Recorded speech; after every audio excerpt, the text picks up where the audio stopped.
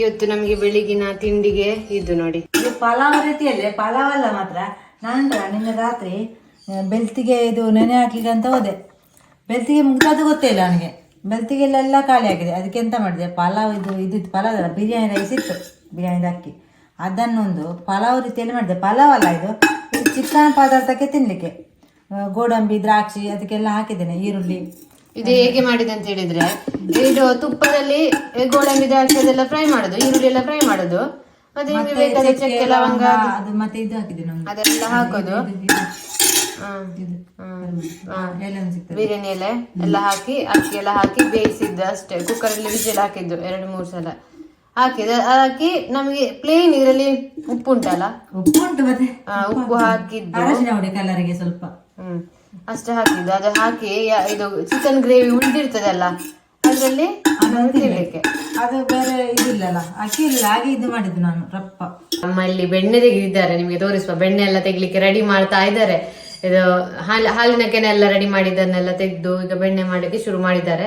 ಹಾಗೆ ಅದನ್ನ ನಿಮ್ಗೆ ತೋರಿಸುವ ಸ್ವಲ್ಪ ಹೇಗೆಲ್ಲ ಮಾಡ್ತಾರೆ, ಮತ್ತೆ ಕೆಲವೊಂದು ಟಿಪ್ಸ್ ಎಲ್ಲ ಅದ್ರ ಬಗ್ಗೆ ಹೇಳ್ತಾರೆ ನೋಡಿ. ಇದು ಮೊಸರು ಅಂದ್ರೆ ಈಗ ಮಜ್ಜಿಗೆ ಮಾಡುವ ಅಂತ ಬೆಳಿಗ್ಗೆನೆ ಕೋಲ್ಡರ್ ಇಟ್ಟಿದ್ದೆ. ಸ್ವಲ್ಪ ಕೋಲ್ಡರ್ ಇಟ್ಟರೆ ಉಂಟಲ್ಲ ಬೆಣ್ಣೆ ಬೇಗ ಬರ್ತದೆ. ಕೋಲ್ಡರ್ ಇಟ್ಟರೆ ಮೊಸರನ್ನು, ಇಲ್ಲದ್ರೆ ಬೇಗ ಬರೋದಿಲ್ಲ. ಅದು ಕೋಲ್ಡ್ ಇಲ್ಲ ಇದ್ರೆ ಕೋಲ್ಡ್ ಆಗಿ ರಪ್ಪ ಬರ್ತದೆ. ಒಂದು 5 ನಿಮಿಷದಲ್ಲಿ ಬೆಣ್ಣೆ ಬರ್ತದೆ. ಮತ್ತೆ ಮಿಕ್ಸಿಯಲ್ಲಿ ಕೂಡ ಮಾಡಲಿಕ್ಕಾಗ್ತದೆ. ನಾನು ಹೀಗೆ ಮಾಡೋದು, ಮಿಕ್ಸಿಯಲ್ಲಿ ಮಾಡೋದಿಲ್ಲ. ಗಟ್ಟಿ ಉಂಟು. ಮತ್ತೆ ಇದಕ್ಕೆ ನೀರು ಹಾಕೋದು ಬೇಡ.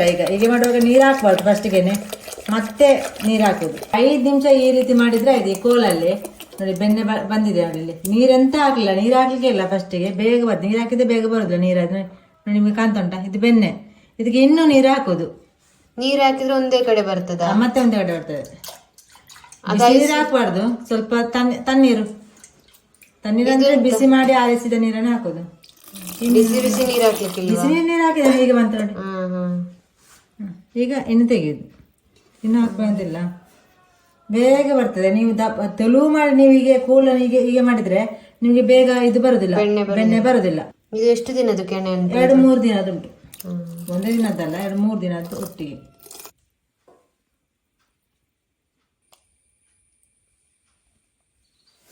ನೋಡಿ ಬೆಣ್ಣೆ ರೆಡಿ. 2-3 ದಿನದ ಕೆನೆದ್ದು ಬೆಣ್ಣೆ ರೆಡಿ. ಇದು ಮೊನ್ನೆದ್ದು ಬೆಣ್ಣೆ ನೋಡಿ. ಇದನ್ನೀಗ ಒಟ್ಟಿಗೆ ಆಗಿ ಬಿಸಿ ಮಾಡ್ಲಿಕ್ಕೆ. ಈಗಲ್ಲ, ಸ್ವಲ್ಪ ಮತ್ತೆ ಬಿಸಿ ಮಾಡಿ. ಅದ್ರ ತುಪ್ಪ ಆಗುದು ಸ್ವಲ್ಪ. ಈಗ ಕಾಣ್ತದಲ್ಲ. ಇದರಲ್ಲಿ 1.5 ಇದಾಗ್ಬೋದು, 1.5 ಕೊಂಡೆಯ ಅಷ್ಟೇ ಆಗುದು. ಊಟ ಇಟ್ಟದ್ದು, ಊಟ ಅಂತ ಹೇಳಿ ಅಕ್ಕಿಯನ್ನು ಬೇಯಲಿಕ್ಕೆ ಇಟ್ಟದ್ದು. ಬೆಂದಿದೆ ನೋಡುವ ಫಸ್ಟಿಗೆ. ಈ ಬೆಂಕಿ ಎಲ್ಲ ಕಡಿಮೆ ಮಾಡಿದ್ದೇನೆ. ಇಲ್ಲಿ ಅದು ಬೆಂದೋದ್ರೆ ಕೆಲವೊಮ್ಮೆ ಜಾಸ್ತಿ ಬೆಂದೋಗ್ತದೆ. ಮಳೆ ಅನಿತಾ ಉಂಟು, ನಂದು ಅಕ್ಕಿ ಉಂಟು ನನಗೆ.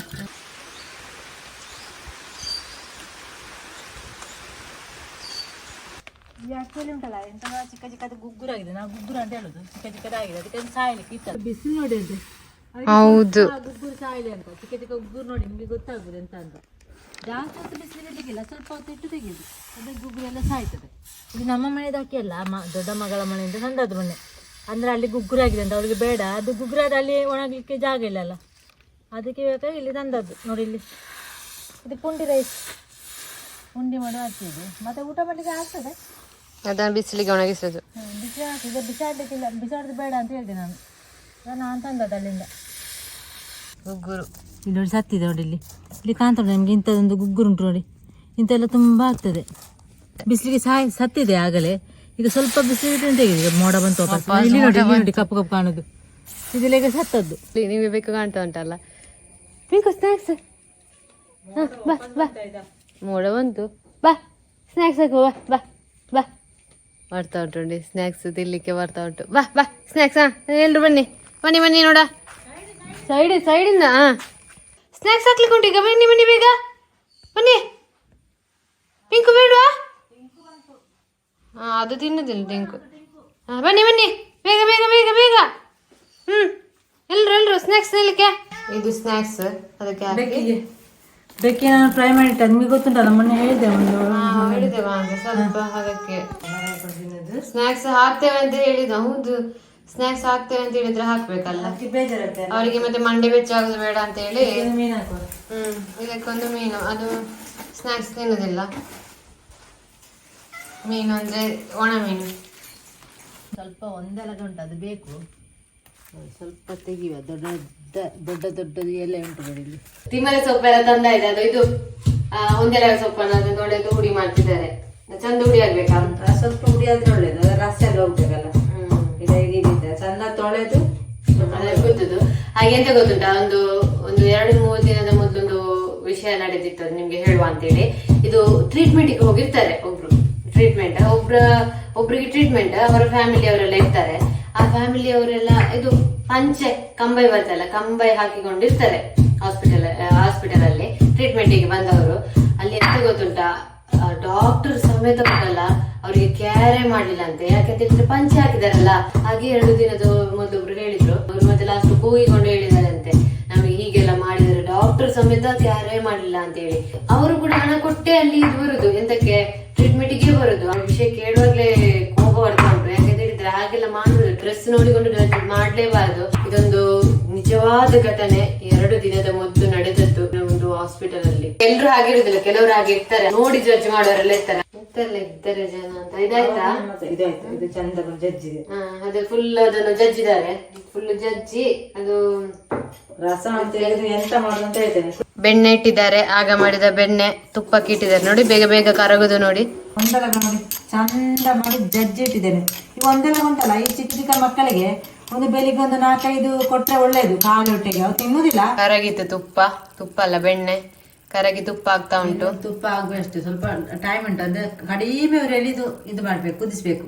ಜಾಸ್ತಿ ಉರಿ ಇರಬಾರ್ದು. ಇನ್ನು ಕೂಡ ಕಡಿಮೆ ಆಗ್ತದಲ್ಲ, ಇದು ಕಡಿಮೆ ಆಗ್ತದೆ ಈಗ. ಇದರಲ್ಲಿ ಸ್ವಲ್ಪ ಮೊಸರೆಲ್ಲ ಇರ್ತದಲ್ಲ, ಸ್ವಲ್ಪ ಮಿಕ್ಸ್ ಆಗಿ ಇಷ್ಟು ತೆಗೆದು ಕೂಡ ಇರ್ತದೆ, ಅದೆಲ್ಲ ಇದಾಗ್ಬೇಕು, ಹೋಗ್ಬೇಕು. ಅದು ಆಗ್ಲಿಲ್ಲ, ಆಗ್ತಾ ಬಂತಷ್ಟೇ. ಇದನ್ನು ಹುಡಿ ಮಾಡಿದ ಒಂದೆಲಗ ಹಾಕುವ ತಿಮಾರೆಯನ್ನು ಈಗ ಹಾಕಿ ಚಂದ ಮಾಡಿ ಕುದಿ ಬರಬೇಕು. ಸ್ವಲ್ಪ ಕಲರ್ ಆಗ್ತದೆ.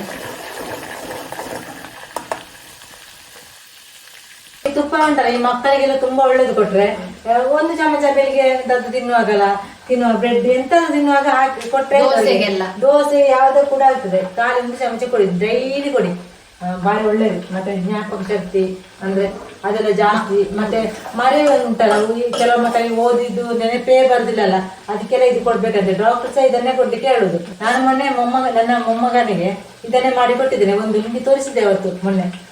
ಇಷ್ಟು ಅರ್ಧ 1/4 ಲೀಟರ್ ಆಗೋಷ್ಟು ಕೊಟ್ಟೆ. ಕಾಲಲ್ಲ, 1 ಬಾಟಲ್, ಅರ್ಧ ಕೆಜಿ 1 ಬಾಟಲ್ ಅಲ್ಲಿ ಫುಲ್ ಕೊಟ್ಟಿದ್ದೇನೆ ಹೀಗೆ ಮಾಡಿ.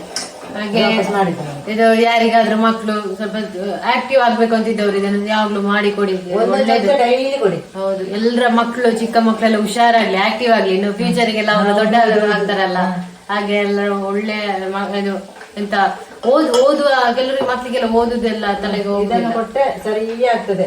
ಡೈಲಿ ಕೊಡಿ, ಮನೆಯಲ್ಲೇ ಮಾಡಿದ ತುಪ್ಪಕ್ಕೆ ಕೊಡಿ. ಮತ್ತೆ ತಂದ ತುಪ್ಪಕ್ಕೆ ಕೊಡಬೇಡಿ, ನಿಮ್ಮ ಮನೆಯಲ್ಲೇ ಮಾಡಿ ನೀವು ಕೊಡಿ. ಹೌದು. ಮತ್ತೆ ತಿಮರೆ ಅದು ಒಂದೆಲಗ ಸಿಗದವರಿಗೆ ಬೇರೆ ಎಂತಾದ್ರು ಉಂಟಾ?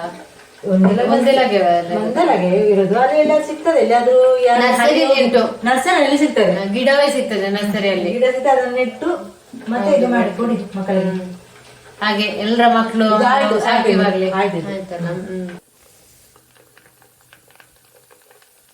ಈರುಳ್ಳಿ ಕಟ್ಟು ಮಾಡುದು, ಕಣ್ಣು ಮುಚ್ಚಿ ಕೈಗೆ ನಾನೇ ಇದ್ದಾರೆ ಈರುಳ್ಳಿ ಕಟ್ಟು ಮಾಡೋದು ಮೊನ್ನೆ ವಿಡಿಯೋದಲ್ಲಿ. ಸಾಕು ಇಷ್ಟು ಎಂತದೊಂದು ತಿಂದು ಬಿಡುವ ಅಂತಾದ್ರೆ ಬೇಯಿಸಿದ್ರೆ ಸಾಕು, ಇಲ್ಲದ್ರೆ ಆಗುದಿಲ್ಲ. ಸಾರು ಮಾಡುವ ಅಂತ ಹೇಳಿ ಟೊಮೆಟೊ ಅದೆಲ್ಲ ತುಂಡು ಮಾಡಿ ಆಯ್ತು. ಇದಕ್ಕೆ ಎಷ್ಟು ಹಾಕ್ಬೇಕು? ಇದು 2 ಮುಷ್ಟಿ ಸಾಕ? ಅದುಂಟಲ್ಲ ಮತ್ತೆಂತ ಕಲರ್ ಕಲ್ಲದಿದ್ದು. ಹಾಗೆ ಈಗ ರಪ್ಪ ಎಂತ ಮಾಡುವ ಸಾರು. ದಾಲ್ ಸಾರು ಮಾಡುವ. ದಾಲ್ ಸಾರು ಅಲ್ಲ, ಎಂತೆಲ್ಲ ತೋವೆ ಹೇಳುದ, ರಪ್ಪ ಆಗುವಂತ ಅಡುಗೆ ಅದು.